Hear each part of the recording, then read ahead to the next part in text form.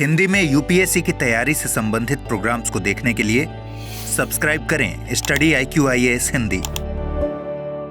Hello दोस्तों, स्वागत है आप सबका स्टडी IQ IAS हिंदी पे। मैं ललिता दहिया। दोस्तों, मेंस आंसर राइटिंग सीरीज का छठा क्वेश्चन है। ध्यान रखिएगा, आज का ये क्वेश्चन भी यूपीएससी की परीक्षा से ही लिया गया है। ये आई थिंक 2022 या 20 का क्वेश्चन होगा। क्वेश्चन आपके सामने है। पहले हम क्वेश्चन को पढ़ते हैं, उसकी डिमांड को समझते हैं और फिर हम क्वेश्चन को लिखने का प्रयास करते हैं। क्वेश्चन है संवैधानिक नैतिकता यानी कॉन्स्टिट्यूशनल मोरालिटी के ऊपर क्वेश्चन है कि संवैधानिक नैतिकता संविधान में ही निहित है और इसके आवश्यक पहलुओं पर आधारित है। यानी पहला पार्ट इस क्वेश्चन का ये पूछ रहा है कि जो संवैधानिक नैतिकता है वो संविधान में ही निहित है और इसके आवश्यक पहलुओं पर आधारित है। यहां पे हमें भूमिका में संवैधानिक नैतिकता के ऊपर बताना पड़ेगा पहले कि संवैधानिक नैतिकता होती क्या है। उसके बाद हमें फर्स्ट पार्ट में बताना पड़ेगा कि संवैधानिक नैतिकता संविधान के ही आवश्यक पहलुओं पे आधारित कैसे है, यानी हमारे कॉन्स्टिट्यूशन के किन किन प्रोविजंस में हमें संवैधानिक नैतिकता की झलक दिखती है। ठीक है, तो फर्स्ट पार्ट कंप्लीट हुआ। सेकंड पार्ट है प्रासंगिक न्यायिक निर्णयों की सहायता से संवैधानिक नैतिकता के सिद्धांत की व्याख्या करें।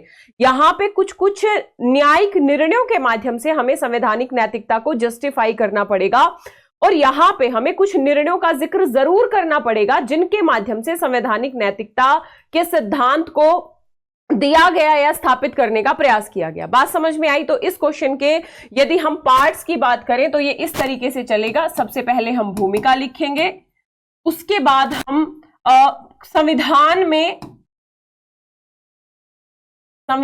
में ही क्या प्रावधान है संवैधानिक नैतिकता के, इसका जिक्र करेंगे।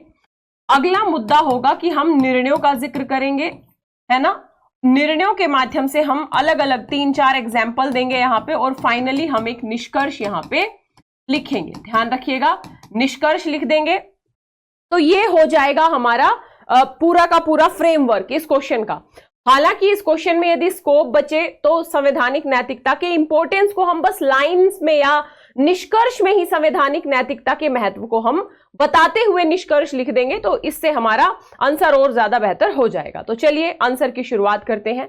सबसे पहले परिचय की बात करेंगे कि संवैधानिक नैतिकता का अर्थ क्या है। तो संवैधानिक नैतिकता का अर्थ है लोकतांत्रिक व्यवस्था के भीतर संवैधानिक मानदंडों का पालन, यानी लोगों के द्वारा न केवल संविधान को जाना जाए बल्कि संविधान के जो मानदंड हैं उनका व्यवहारिक तौर पे पालन भी किया जाए, है ना। स्वतंत्रता, समानता, बंधुत्व, न्याय, फंडामेंटल राइट्स, इन सारी अवधारणाओं का जो प्रयोग है वो व्यवहारिक स्तर पे भी होना चाहिए, यानी संवैधानिक मानदंडों का पालन। इसमें एक सर्वव्यापी और लोकतांत्रिक राजनीतिक प्रक्रिया के प्रति समर्पण शामिल है, यानी जो हमारी लोकतांत्रिक प्रक्रिया है, जो हमारी राजनीतिक प्रक्रिया है उसके प्रति एक समर्पण होगा और व्यक्तियों और समाज दोनों की जरूरतों को पूरा करता होगा। ध्यान रखिएगा, तो जब एक ऐसा आचरण हो जो संवैधानिक नैतिकता को स्थापित करे, यानी इसके दो आधार हो गए, एक तो संविधान के प्रति लोगों का समर्पण हो और साथ ही संविधान के द्वारा जो इंस्टीट्यूशन स्थापित किए गए हैं,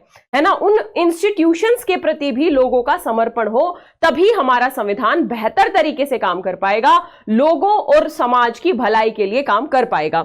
यह अवधारणा संवैधानिक न्याय निर्णय के क्षेत्र में संप्रभुता, सामाजिक न्याय और समानता जैसे मूल्यों को व्यवहारिक तरीके से लागू करने की आवश्यकता पर बल देती है। जैसा कि मैंने आपको बताया, यानी संविधान को न केवल पढ़ा जाए बल्कि संविधान की जो अवधारणाएं हैं उनको व्यवहारिक तौर पे अपने जीवन में लागू करने का कंसेप्ट ही संवैधानिक नैतिकता को स्थापित करता है। अब हम बात करें कि संवैधानिक नैतिकता का सिद्धांत संविधान और उसके आवश्यक पहलुओं में निहित कैसे है, यानी संवैधानिक नैतिकता का जो कंसेप्ट है ये संविधान के आवश्यक पहलुओं में कहां कहां दिखता है, कैसे दिखता है, यानी क्वेश्चन के फर्स्ट पार्ट पे आ जाएंगे भूमिका लिखने के जस्ट बाद। तो यहां पे हम बताएंगे कुछ पार्ट जहां पे हमें संवैधानिक नैतिकता दिखती है हमारे संविधान में। तो सबसे पहला है प्रस्तावना। प्रस्तावना न्याय, स्वतंत्रता, समानता, बंधुत्व जैसे मूल्यों की बात करती है। प्रस्तावना डेमोक्रेसी की बात करती है। प्रस्तावना पंथ निरपेक्षता की बात करती है। तो ये आदर्श अपने आप में संवैधानिक नैतिकता को स्थापित करते हैं, यानी प्रस्तावना संवैधानिक नैतिकता दिखाती है। ध्यान रखिएगा। उसके बाद फंडामेंटल राइट, यानी कि संविधान में निहित जो मौलिक अधिकार हैं वो राज्य द्वारा सत्ता के मनमाने प्रयोग से व्यक्तियों की रक्षा करते हैं। आर्टिकल 32 के तहत फंडामेंटल राइट का संरक्षण दिया है और यह फंडामेंटल राइट किसी भी व्यक्ति के व्यक्तित्व के विकास का आधार है। तो ऐसे में ये भी संवैधानिक नैतिकता को स्थापित करते हैं।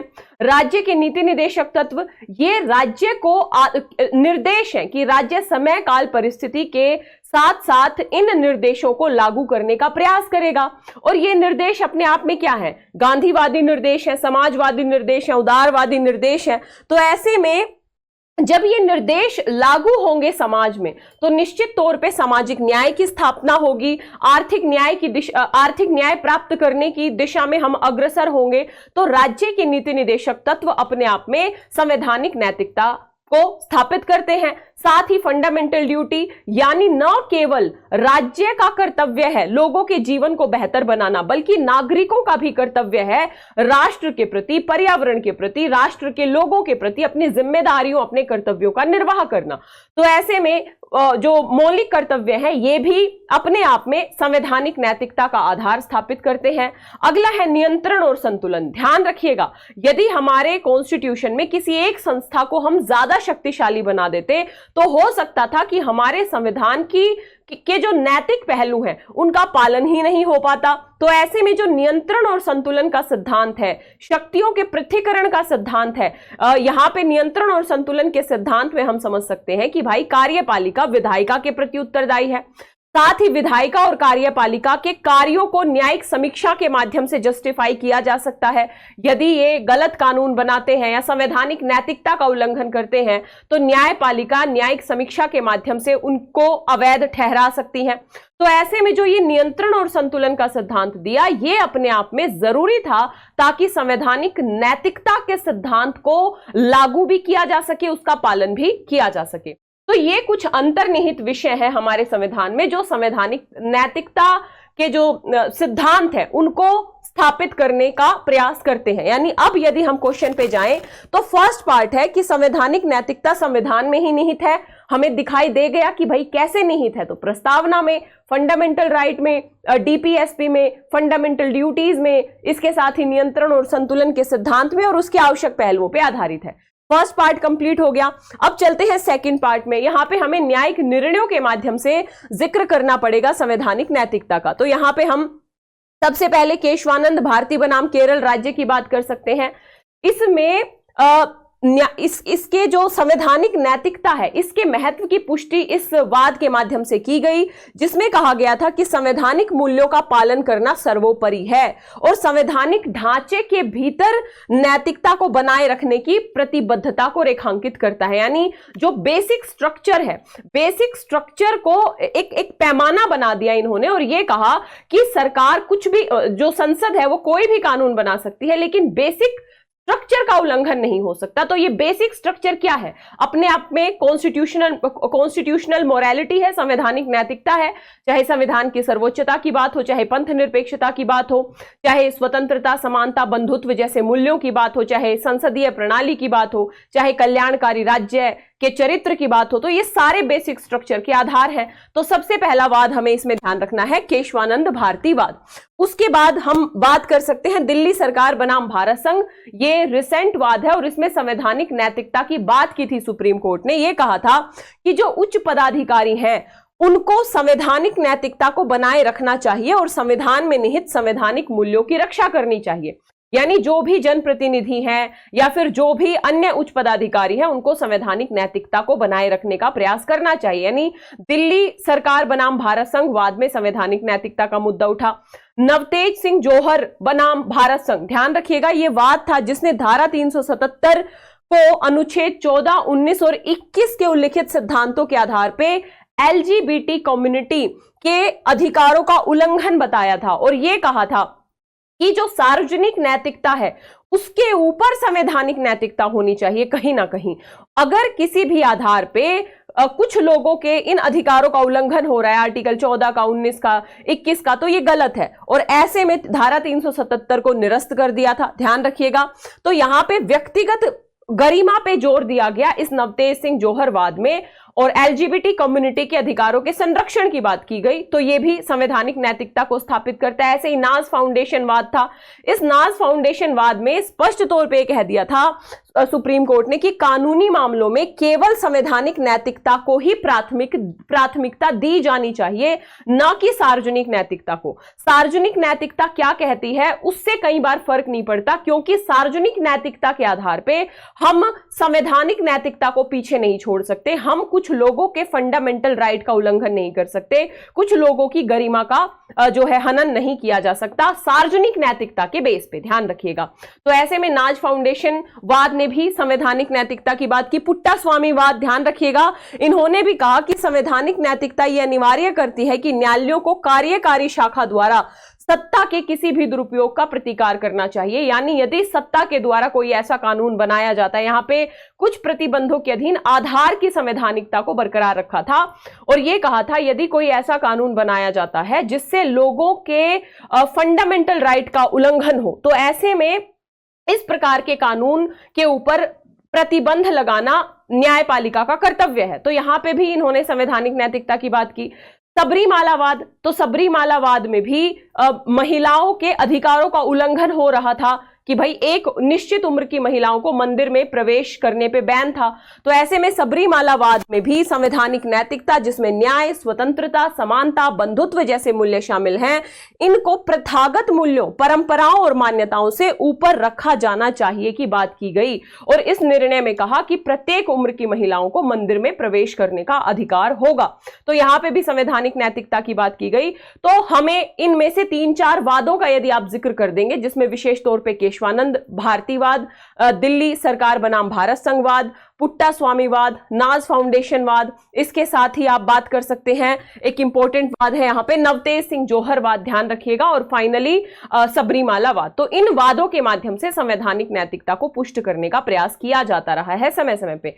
निष्कर्ष के तौर पे हम कहेंगे कि संवैधानिक कानूनों की प्रभावशीलता सुनिश्चित करने के लिए संवैधानिक नैतिकता महत्वपूर्ण भूमिका निभाती है और इसके अभाव में, यानी संवैधानिक नैतिकता के अभाव में संविधान का कामकाज मनमाने ढंग से चल सकता है।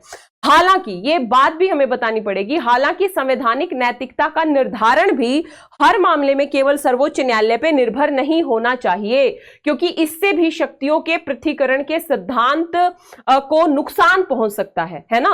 तो ऐसे में यह एक भावना है जिसे नागरिकों के मन में पोषित और स्थापित किए जाने का प्रयास किया जाना चाहिए। इस तरीके से आप अपना आंसर खत्म कर सकते हैं, या निष्कर्ष में आप बता सकते हैं कि अतः कहा जा सकता है कि संवैधानिक कानूनों की प्रभावशीलता सुनिश्चित करने में संवैधानिक नैतिकता महत्वपूर्ण भूमिका निभाती है। ये लोगों के फंडामेंटल जो राइट है उनकी रक्षा करती है, लोकतांत्रिक आदर्शों को बढ़ावा देती है, समाज में सकारात्मक परिवर्तनों को एक तरीके से परिवर्तन हो इसकी दिशा में काम करती है, और साथ ही समावेशी समाज का निर्माण करती है। यानी आपने इंपॉर्टेंस को निष्कर्ष में दिखा दिया और फाइनली आपने एक बेहतर निष्कर्ष लिख के इस आंसर को कंप्लीट कर दिया।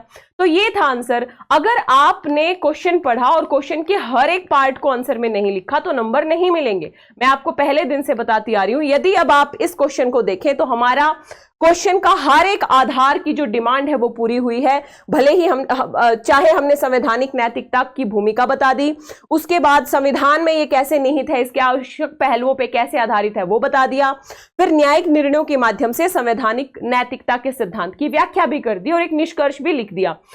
इस आंसर को लिखने का प्रयास कीजिएगा। वीडियो को जितना ज्यादा शेयर कर सकते हैं उतना ज्यादा शेयर कीजिएगा। अपने सुझाव कमेंट बॉक्स में भी लिखिएगा। इसके साथ ही दोस्तों, यदि आप बेहतर तरीके से यूपीएससी की प्रिपरेशन करना चाहते हैं तो अर्जुन बैच शुरू हो रहा है 10 अगस्त से। 13 से 14 महीने में पूरा सिलेबस कंप्लीट हो जाएगा। बेसिक से लेकर एडवांस लेवल तक की प्रिपरेशन, पीटी मेंस, इंटरव्यू, हर स्तर की प्रिपरेशन आप हमारे साथ करोगे। तो देर किस बात की, फटाफट जाइए स्टडी IQ की ऐप या वेबसाइट पे, इस वीडियो के डिस्क्रिप्शन बॉक्स में लिंक दिया होगा, उस लिंक पे जाना है, कोड यूज करना है LDLIVE, LD लाइव कोड के साथ ये बैच फिलहाल आपको मात्र 27,999 में मिल जाएगा। तो देर किस बात की, फटाफट जाइए एडमिशन ले लीजिए। साथ ही आप मुझसे जुड़ सकते हैं मेरे Telegram channel Lalita Dahiya academy पे। मिलेंगे इसी तरीके के नेक्स्ट क्वेश्चन में कल की क्लास में। तब तक आप इस आंसर को लिखने का प्रयास कीजिएगा, वीडियो को ज्यादा से ज्यादा शेयर कीजिएगा। अपना ख्याल रखिएगा। Thank you so much. Hindi में यूपीएससी की तैयारी से संबंधित प्रोग्राम्स को देखने के लिए सब्सक्राइब करें स्टडी IQ IAS हिंदी।